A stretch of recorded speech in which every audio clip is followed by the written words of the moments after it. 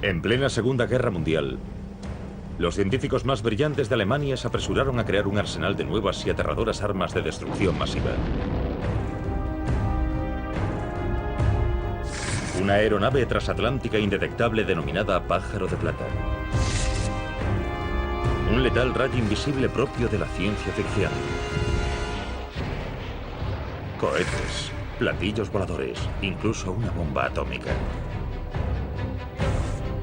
70 años después, los archivos secretos de los nazis revelan los proyectos de estas y muchas otras armas tan asombrosas como devastadoras. Son el resultado de una misión desesperada: aterrorizar a los Estados Unidos y a sus aliados, ganar la guerra y dominar el mundo durante 1000 años.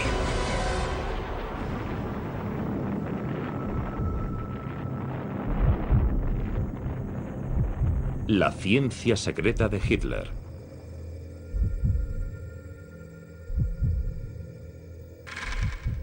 Abril de 1945. La Segunda Guerra Mundial ha terminado y el Tercer Reich ha vencido.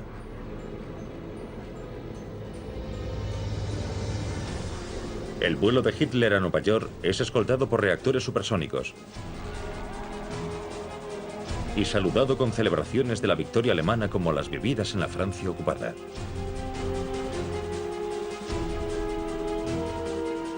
Se celebran fastuosas ceremonias de Estado para subrayar la trascendencia del momento.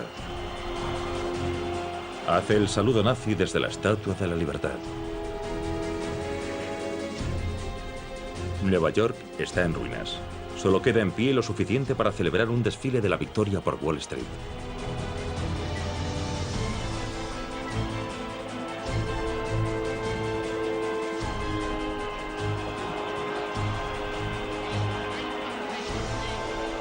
La Segunda Guerra Mundial podría haber terminado en esta terrible pesadilla gracias a los cientos de genios científicos a las órdenes de Hitler.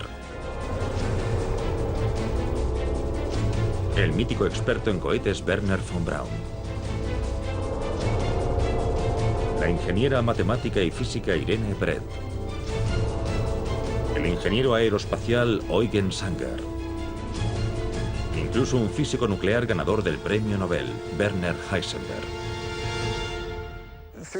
En los años 20 y 30, los alemanes estaban muy interesados en el desarrollo de cohetes, el desarrollo de la ciencia y la tecnología. Este desarrollo aeroespacial tan avanzado se convirtió en uno de los puntos fuertes de Alemania y la situaban muy por delante de las demás naciones del mundo. En este complejo secreto hoy desaparecido, miles de brillantes ingenieros, físicos, químicos y demás personal cuentan con la tecnología más avanzada y son generosamente financiados por la Alemania nazi. Disponen de los laboratorios más modernos de Europa y su misión es desarrollar el armamento más letal que el mundo jamás haya visto. El ala delta Lippisch P-13. Un avión de combate de despegue vertical con alas giratorias medio siglo por delante de su tiempo. Un portaaviones volador y el Silbervogel, el pájaro de plata, una aeronave supersónica suborbital capaz de bombardear Broadway.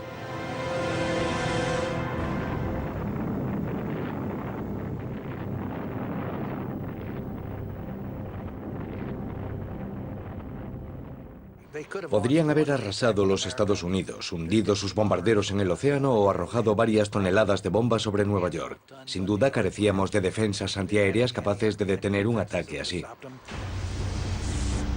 El pájaro de plata nunca salió de la mesa de proyectos, pero hoy no podemos sino preguntarnos ¿cómo consiguieron los científicos alemanes situarse a alta distancia de sus enemigos? ¿En qué principios científicos se basaban esas máquinas? ¿Cuán cerca estuvo Adolf Hitler de la victoria gracias a los geniales científicos que trabajaron para los nazis?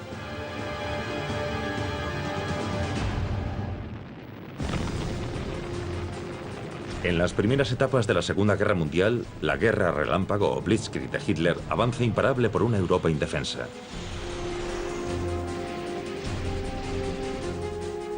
Alemania fue la primera nación moderna en apostar tan firmemente por la ciencia y la tecnología como la vía más rápida para llegar a dominar el mundo.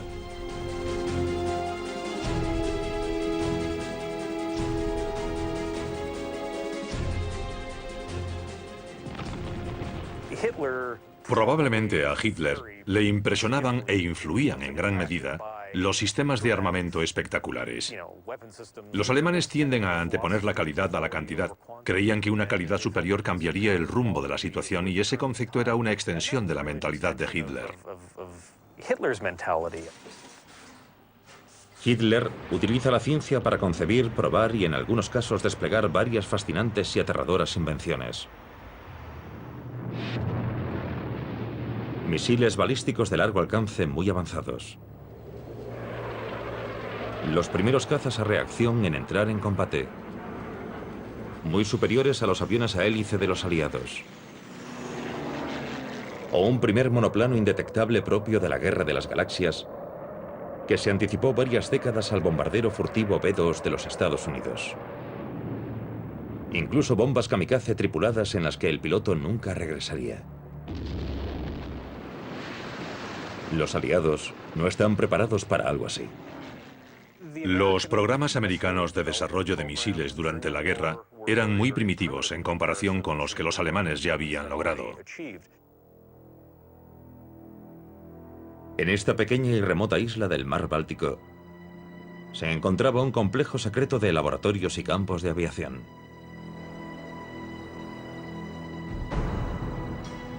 Aquí los científicos nazis probaron el primer misil de crucero de la historia. Y solo era una más de las asombrosas armas que se desarrollaban en el superlaboratorio del Báltico. Los nazis escogen el apacible pueblo costero de Peenemünde para desarrollar sus avances científicos más secretos. Y aquí es donde dará comienzo la era de la aviación a reacción y la era espacial. De aquí saldrá su asombroso armamento. Peenemünde se encontraba en el lugar perfecto, pues era una zona muy remota de Alemania. Podían lanzar cohetes hacia el cercano mar Báltico y se aseguraban de que nadie robaba su tecnología y huía con ella hacia Occidente. La existencia de la población satélite de Peenemünde es un secreto de Estado estrictamente controlado y cuenta con futuristas edificios de viviendas para la élite científica. Pero también es un campo de concentración para los prescindibles prisioneros que viven, trabajan y mueren aquí como esclavos. Cuando están demasiado débiles para continuar, son asesinados para que ninguno revele los secretos científicos de Hitler. Los científicos de Peenemünde no son esclavos, pero su bienestar y el de sus familias dependen de su cooperación con los nazis. Los ingenieros y físicos fueron llevados en trenes secretos a la metrópoli autónoma, que contaba con instalaciones metalúrgicas, centrales eléctricas y zonas de pruebas de armamento. Peenemünde se convierte en el equivalente nazi a las instalaciones estadounidenses de Cabo Cañaveral y Los Álamos. Alemania, 1943. Los aliados dejan caer sobre el país una lluvia de bombas. Pero Adolf Hitler sigue creyendo en la victoria. Los nazis planean construir un arsenal de nuevas y terribles armas de destrucción masiva con una potencia y un alcance que incluso les permitirán atacar los Estados Unidos. Hitler encomienda a su ministro de propaganda guiar al pueblo alemán hacia la victoria y la venganza.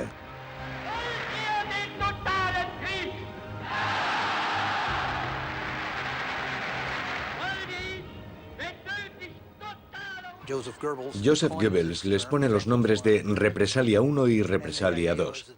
La idea era que permitiesen contrarrestar las ofensivas aéreas estadounidense y británica. El Represalia 1, o V1, es un revolucionario pulsorreactor propulsado con combustible líquido capaz de volar a 580 km por hora en piloto automático. El V1 entra en acción tras ser lanzado desde una rampa o desde una aeronave en vuelo. Un sofisticado sistema de retroalimentación lo guía hacia su objetivo mediante un girocompás.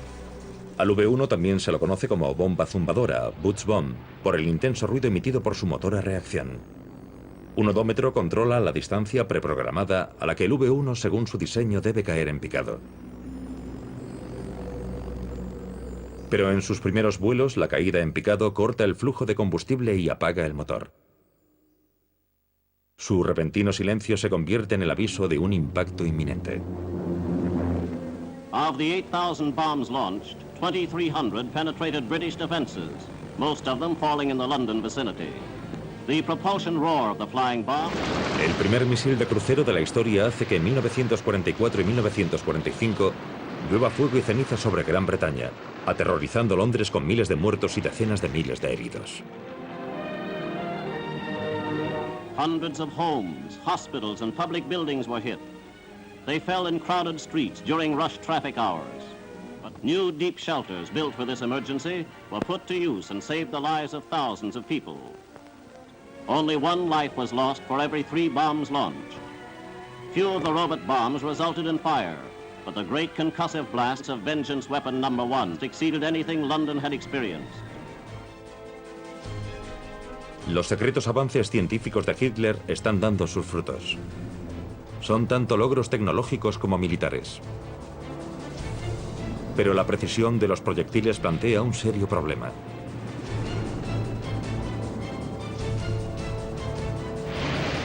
Para atacar y destruir bases aliadas con tropas y convoyes, alguien tendría que pilotar la bomba. Mientras Hitler promete a la nación que sus cohetes cambiarán el curso de la guerra, sus ingenieros añaden un asiento para un piloto y unos rudimentarios controles al V-1. Nace así el Reichenberg, el avión kamikaze alemán. Se construyeron cientos de unidades, pero ninguna llegó a entrar en combate. Eran difíciles de pilotar. Un piloto habría aumentado ligeramente su eficacia, pero ni su velocidad, ni su alcance, ni su resistencia, ni su capacidad para alcanzar el objetivo lo convertían en un arma esencial para ganar la guerra.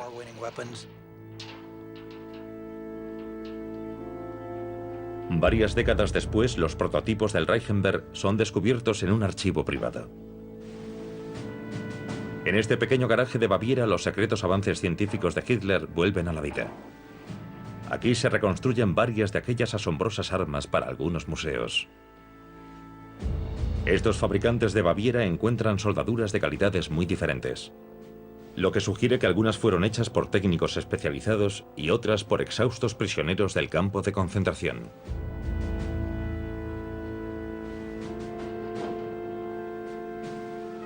Esta reliquia restaurada todavía puede volar. Solo falta un voluntario que la pilote.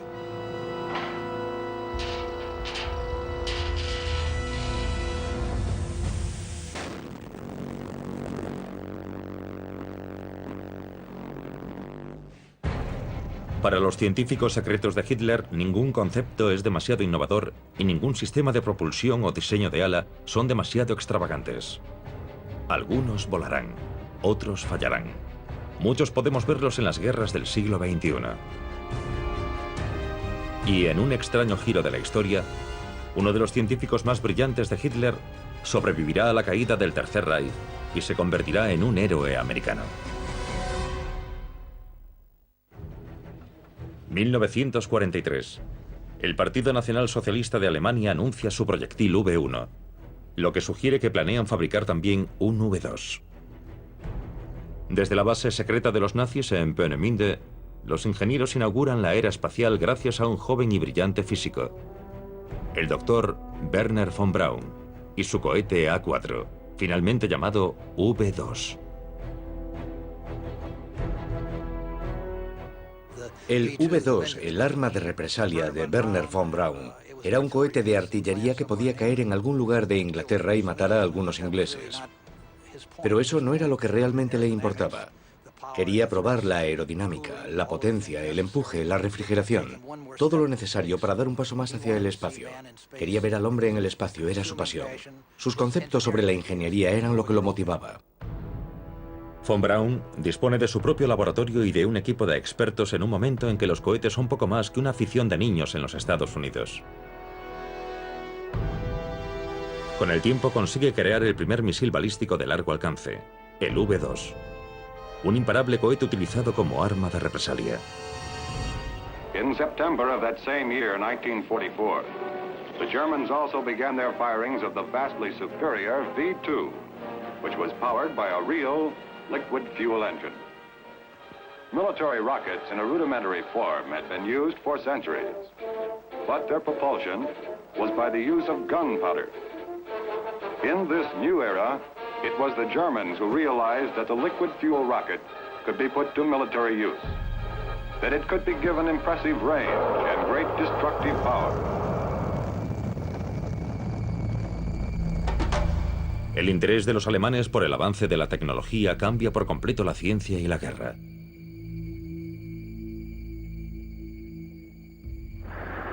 They not only took a toll of more than 9,000 casualties, they also had a devastating psychological effect. For unlike the buzz bomb, the V-2 fell without warning. It had a speed of 3,300 miles per hour, and it could not be intercepted by fighter aircraft or brought down by anti-aircraft artillery. Según Boeing, a von Braun le interesaba más la ciencia que ganar la guerra. Lo único que le importaba era solucionar problemas de aerodinámica, de control, de combustión, todos los elementos inherentes a un misil balístico, pero no como un arma, sino como un medio para llegar al espacio. Pero desafiar al Führer no es una opción para ningún científico alemán. Y tampoco lo era sugerir defenderse.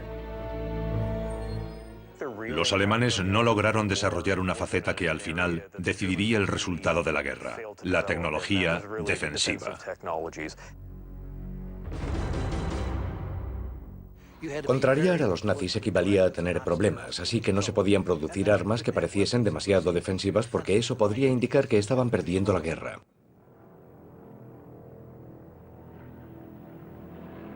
Pero lo cierto era que los alemanes sí estaban perdiendo la guerra. 1944. Los aviones estadounidenses atacan un convoy de camiones nazis que transportaban un arma asombrosa, cuyo uso podría haber cambiado el desarrollo de la guerra.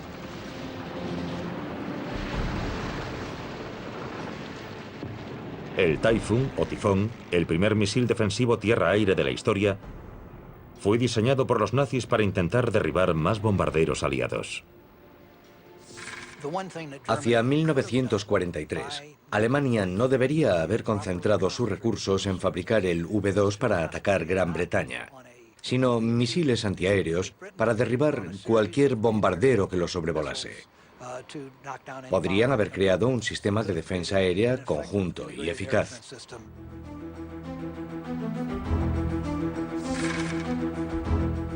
Las primeras pruebas del Typhoon se llevaron a cabo en la estación 4 de Peenemünde en 1944.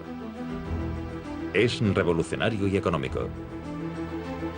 Un sencillo tubo de acero de unos 180 centímetros de largo que contiene una mezcla de ácido nítrico y combustible sintético. Y que puede recorrer más de 9 kilómetros en solo 14 segundos. Planean fabricar más de 1 millón en 1945. Pero no se llevó a cabo. Estaba claramente fuera de sus posibilidades. Creían firmemente que habían ganado la guerra o estaban demasiado centrados en que la guerra durase cuanto más tiempo mejor para mantenerse en el poder el mayor tiempo posible. Nunca concentraron sus recursos ni permitieron a las personas que podrían llevar esos planes a cabo reunirse y hacerlo. Había muchas sospechas, muchos conflictos políticos. Esta simulación informática muestra el aspecto que tendrá la lanzadera móvil de disparo del cohete defensivo Typhoon cuando sea reconstruida. El de un artefacto científico secreto que aún hoy perpetúa la fascinación que despierta este asombroso armamento. Estos artesanos están construyendo un solo Typhoon, no los varios millones en los que Alemania confiaba para limpiar el cielo de bombarderos aliados. En última instancia es el ingenio del armamento nazi y no su número lo que impulsa el mundo más lejos, más rápido y más alto que cualquier otro artefacto conocido.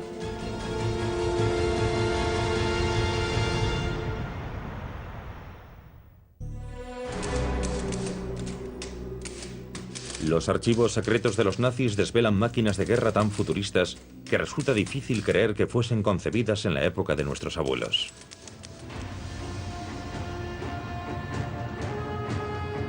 El vuelo con motor tiene menos de 30 años de historia cuando Hitler llega al poder. Sin embargo, en cuestión de meses, las pizarras y los planos del Tercer Reich ya están repletos de diseños increíbles. Antes del fin de la guerra, Alemania lograría numerosas innovaciones aeronáuticas que sentaron las bases de muchos vehículos aéreos y espaciales actuales. El Arado 234 fue el primer bombardero turborreactor operativo y el reactor más avanzado de su clase. El Arado fue el segundo avión fabricado con el motor Jumo 004, fabricado por Junkers. Era un avión muy ligero, bien diseñado y aerodinámico, y muy exigente para el piloto. Tenía que actuar como bombardero, navegador y artillero, pero era un avión eficaz. Era fácil de pilotar y su mantenimiento era relativamente sencillo. Entraron pocas unidades en combate. Sin embargo, cualquier país se habría sentido orgulloso de contar con un avión así. Incluso antes contaban con los prodigios del doctor Alexander Lippisch, nacido en Múnich, y que en los años 30 había diseñado una serie de ala deltas. Con el tiempo darían lugar al interceptor propulsado por cohete Messerschmitt Me-163 Comet y al más conocido Messerschmitt Me-262, el primer caza a reacción operativo, capaz de superar en 160 km por hora la velocidad de cualquier avión aliado. Está considerada la aeronave alemana más avanzada de entre las que llegaron a entrar en combate. Muchas invenciones las desarrollaron porque se las exigían. Tras la invasión de Francia, los alemanes se encontraron cada vez más confinados en su territorio y comenzaron a pensar en aeronaves de despegue vertical. Querían disponer de cazas propulsados por cohetes que pudiesen ascender verticalmente para atacar los escuadrones estadounidenses, ya que no tenían tiempo para hacerlos despegar del modo convencional. Por ese motivo, los proyectos de los nazis incluyen el reactor rotatorio Focke-Wulf. Cuenta con cohetes de combustible líquido en las puntas de sus 3 alas giratorias y está diseñado para despegar verticalmente y después volar como un avión. Pero según se cree, el arma de despegue vertical más asombrosa de todas está oculta en los hangares secretos de Peenemünde. Un ovni nazi.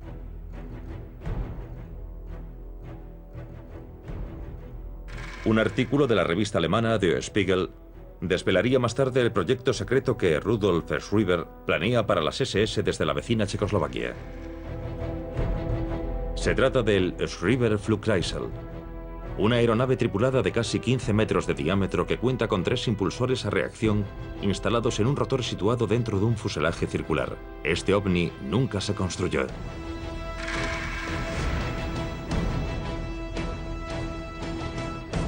Pero aparecen nuevos indicios de un platillo volante en los bosques y arroyos alpinos de un castillo de la Alta Austria. Se trata de un invento en forma de disco similar a una hélice. Utiliza los principios de la transformación de la materia y el flujo de energía para crear un motor que en vez de combustible funciona gracias a la turbulencia natural creada por un torbellino de agua o aire.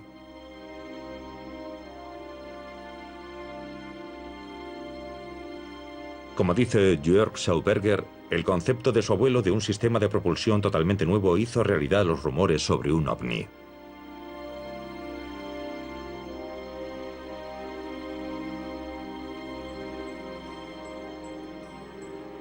A principios de 1930, Victor Schauberger estudia la capacidad de los peces de nadar contracorriente. Inspirado por este fenómeno natural, inventa un motor silencioso propulsado por vacío para generar un empuje sin combustión. Un revolucionario componente que tirase de los aviones en vez de impulsarlos desde atrás. Lo llama Repulsin. El Repulsin, o Repulsine en Alemania, pretendía ser una especie de cámara de reacción que lograse transmitir movimiento gracias a las moléculas que eran absorbidas hacia su interior. Incluso hoy, el austríaco sería un adelantado a su tiempo. En plena Segunda Guerra Mundial, su invento está a la altura de la ansia de Hitler de poseer un arsenal asombroso.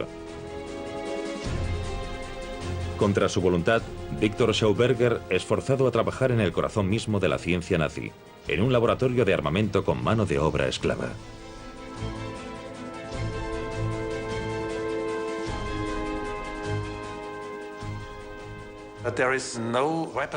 El repulsín no fue concebido como un arma. Su intención era crear un sistema de propulsión y no un arma.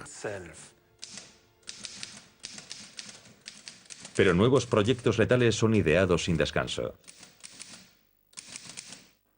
Entre la correspondencia de alto secreto entre las autoridades nazis y el coronel Schroeder Stranz de las Fuerzas Aéreas Alemanas, encontramos indicios de un arma asombrosa de la que se dice que puede matar, curar e incluso ayudar a encontrar petróleo.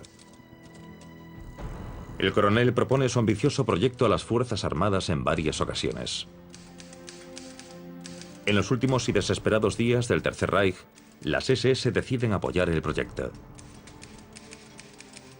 Parece salido de un relato de ciencia ficción. Se trata de un arma que puede perforar el blindaje más resistente o hacer que los aviones enemigos caigan del cielo. Se realizará una prueba en un lugar secreto. Las cajas que contienen sus componentes se descargan de noche para que nadie sepa de la operación. Contienen metales valiosos y un contador Geiger para medir la radiación.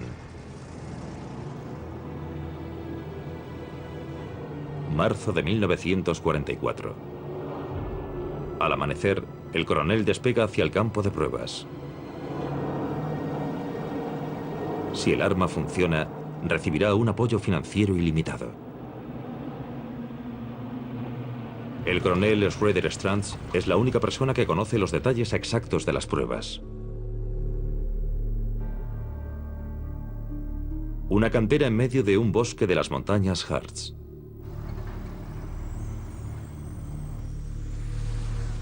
Los documentos secretos no revelan qué aspecto tiene, solo que su extremo frontal, similar a un cañón, dispara un rayo invisible.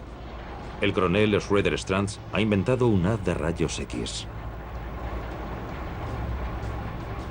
Utilizando los conocimientos técnicos disponibles en ese momento, podría haber tenido este aspecto.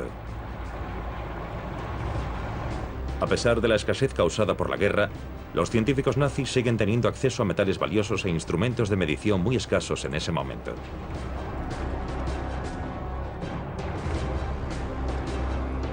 Según el resultado de una prueba, el arma dispara un rayo de radiación que puede ser detectado a 25 kilómetros de distancia. Las SS y el coronel Stranz se apuntan un éxito.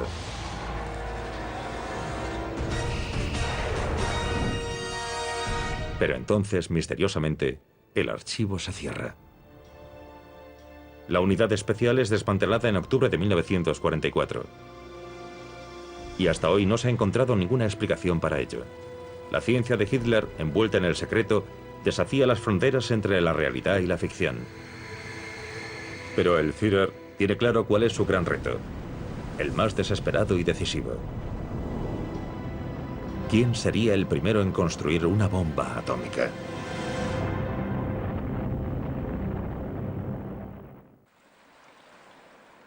(1943). Mientras los científicos continúan trabajando en la ciudad secreta del Báltico, la guerra sigue yendo mal para el Tercer Reich. En el este, el ejército alemán es repelido en Stalingrado. La invasión de Rusia planeada por Hitler se convierte en pánico, masacre y retirada. En el oeste, los pilotos británicos consiguen las primeras imágenes aéreas de las fábricas y los edificios de Peenemünde utilizados para lanzar cohetes. Los bombarderos británicos arrasan el complejo. Su objetivo son los edificios donde viven los científicos e ingenieros de Hitler. Cientos de ellos mueren. Peenemünde nunca se recuperó por completo. Perdieron a su personal clave, científicos y su equipo de investigación. Los proyectos de Peenemünde son trasladados bajo tierra a fortalezas de las montañas y minas remotas a salvo de los ataques aéreos de los aliados.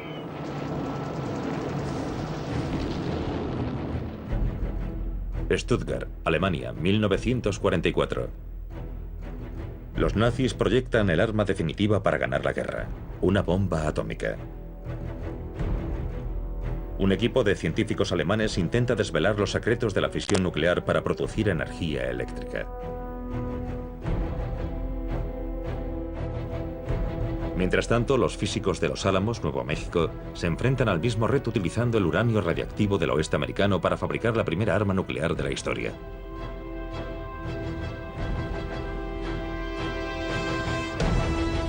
Pero los alemanes cuentan con su propio genio atómico, el premio Nobel Werner Heisenberg,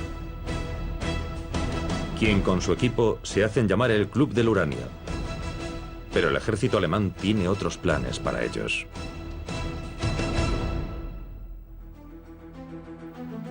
A principios de 1945, ni los militares ni los investigadores estadounidenses saben una palabra sobre la capacidad nuclear de Alemania.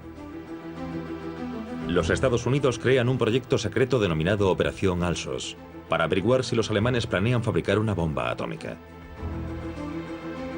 Cerca de la ciudad de Stuttgart, bajo un castillo en Haigerloch, agentes de la Operación Alsos descubren un reactor atómico en una bodega de piedra y bloques de uranio ocultos en un campo cercano. Regresan a los Estados Unidos con las pruebas conseguidas para que sean analizadas. A ese mismo castillo medieval han llegado meses antes cargamentos clandestinos de agua pesada, un elemento clave para obtener energía nuclear. Proceden de Noruega, ocupada por los nazis, pese a los valientes intentos de la resistencia noruega por impedir que lleguen a Alemania.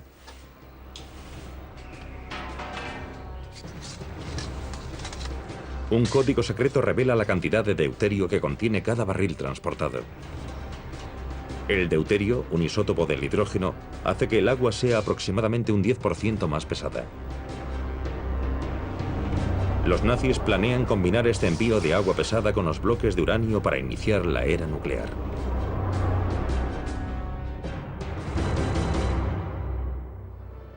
Detrás del apoyo de Hitler para alcanzar ciertos logros científicos, desde las aeronaves indetectables a la energía nuclear, se esconde el sueño nazi de un Reich mundial.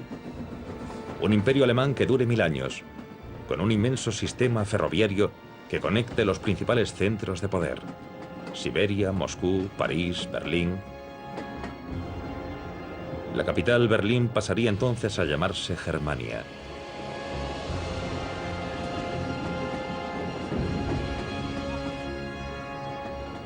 La tecnológica pieza central de un nuevo orden mundial.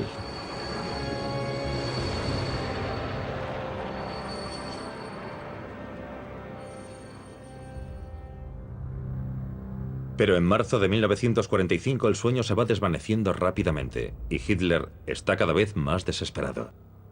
Las fuerzas aliadas se ciernen sobre Alemania y solo una asombrosa arma puede salvar el Tercer Reich. Pero en Trinity Site, en el desierto de Nuevo México, son los estadounidenses los que demuestran la potencia de la bomba atómica.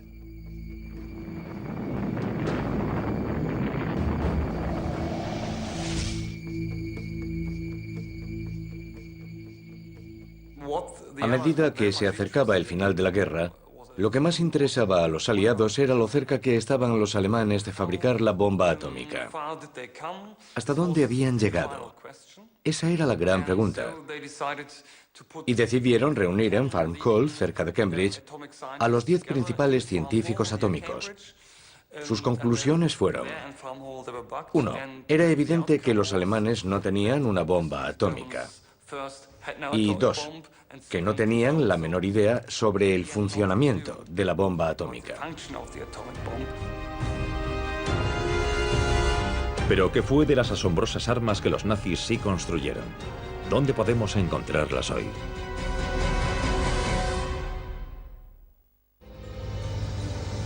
El primer misil de crucero de la historia. El primer misil balístico de largo alcance. El primer misil guiado tierra-aire. Los primeros misiles antibuque. Incluso el primer circuito cerrado de televisión. El primer caza a reacción y el primer bombardero a reacción operativos. Entre los expertos alemanes en aerodinámica había un pequeño grupo de personas con conocimientos muy avanzados y muchos los consideran genios. Innumerables diseños que estaban años por delante de su época, enclaves secretos dedicados por completo a la ciencia, El respaldo del aparato de propaganda, dinero alemán a expuertas y enemigos amedrentados. ¿Cómo pudo fallar el plan de Hitler para desarrollar aquel asombroso armamento? En Alemania prácticamente todo es secreto. Cualquier estudio científico es secreto. Eso hizo más daño a los alemanes que a nosotros. Tenían un sistema de seguridad muy restringido y eso impidió el intercambio de conocimientos propio de una buena comunidad científica. Se volcaron en realizar sus sueños, pero no contaban con los recursos adecuados. Quienes debían tomar decisiones sobre esos recursos no sabían nada de los proyectos, y en el escalafón más alto Hitler tomaba las decisiones sobre muchos asuntos de los que solo tenía una información parcial. Ese secretismo controlado ralentizó de un modo devastador la producción en tiempos de guerra. Los alemanes lograron producir alrededor de 1.300 Me-262, de los cuales 300 llegaron a entrar en combate. En ese momento, nosotros estábamos transportando a Alemania 1.000 bombarderos y 1.000 cazas cada día. El Tercer Reich respalda cientos de invenciones letales, pero para llegar a producirlas y ganar la guerra, tendría que dar prioridad a algunas de esas armas y fabricar varios miles de unidades de cada una. Afortunadamente carecían de los métodos de producción, la gestión y los materiales necesarios. Si Alemania se hubiese centrado en su defensa, escogido de forma más estratégica su munición y aumentado en gran medida la producción de unas armas determinadas, el resultado de la guerra podría haber sido muy diferente. Eso habría dificultado enormemente la invasión de 1944. Probablemente habríamos tenido que aplazarla hasta 1945. E incluso es posible que la guerra hubiese terminado con la primera bomba atómica cayendo sobre Alemania en lugar de Japón.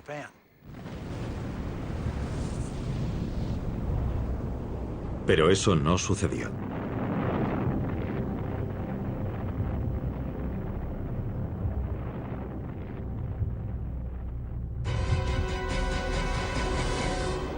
...1945...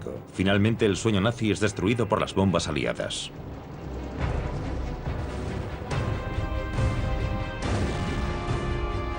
Hitler y Himmler se suicidan. En los juicios de Nuremberg, los nazis se enfrentan a sus propias penas de muerte.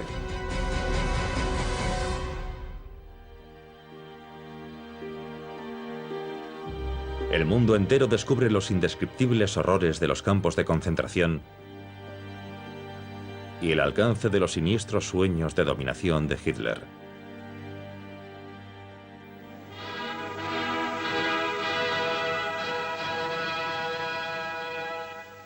Unos sueños que van mucho más allá de Europa. Los ataques contra los Estados Unidos se remontan a 1939. En este ingenioso noticiario alemán, los nazis concentran abundante fuego aéreo de largo alcance contra los Estados Unidos como parte del proyecto America Bomber.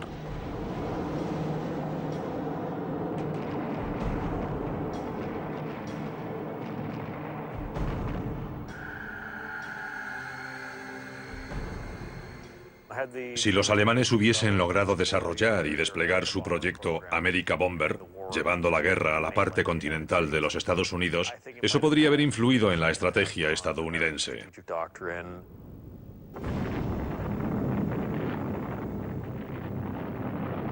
Sobre todo si hubiesen empleado proyectiles nucleares.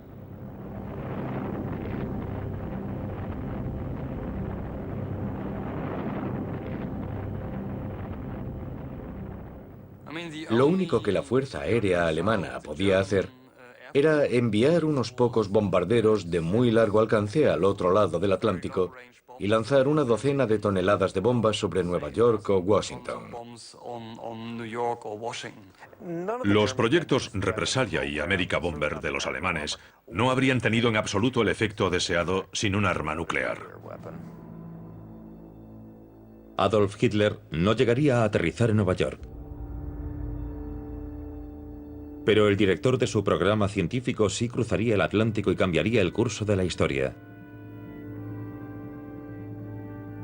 En 1945, cuando las tropas estadounidenses y soviéticas se acercan a Berlín, el genial inventor de cohetes Wernher von Braun y un pequeño grupo de sus colaboradores más leales debe elegir su destino. Entregarse a los rusos, tomar cianuro o pasarse al bando aliado.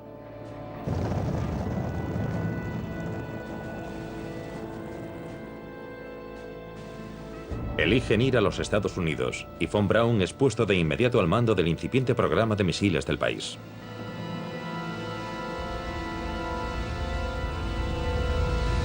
En el campo de pruebas de White Sands, Nuevo México, von Braun trabaja en un nuevo cohete y cumple finalmente su sueño espacial.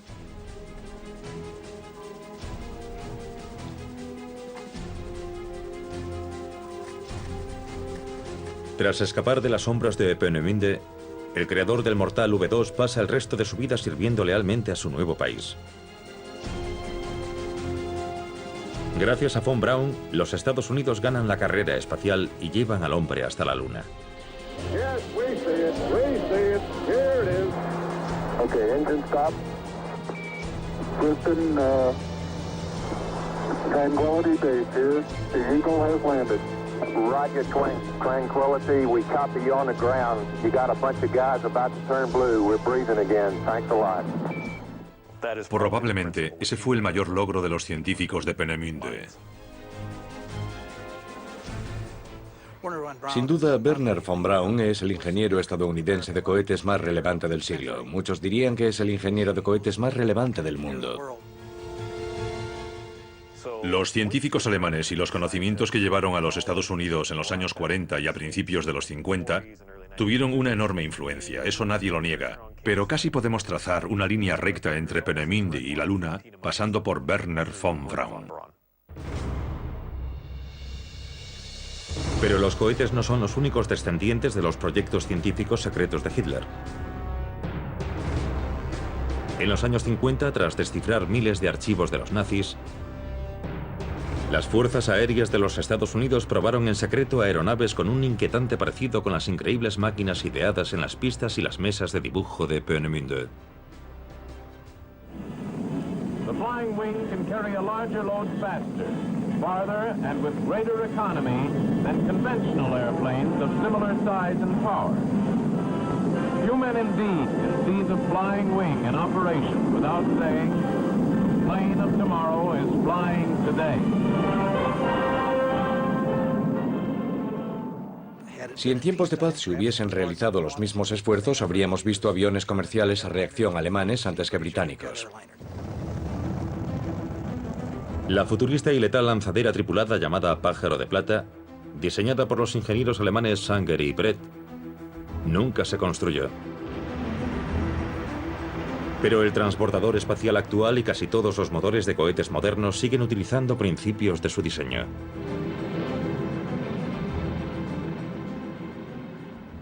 Si analizamos el trabajo de von Braun con el cohete V2 y el tipo de combustibles que utilizó en él, vemos que esos motores fueron utilizados posteriormente en los Estados Unidos por Bell y otros fabricantes. Y podemos ver variaciones mucho más sofisticadas de todo aquello, por ejemplo, en el X-15. Hasta hoy, el avión cohete de gran altitud X-15 mantiene el récord mundial de mayor velocidad jamás alcanzada por una aeronave tripulada y lleva a la humanidad hasta la frontera del espacio exterior en cada uno de sus vuelos.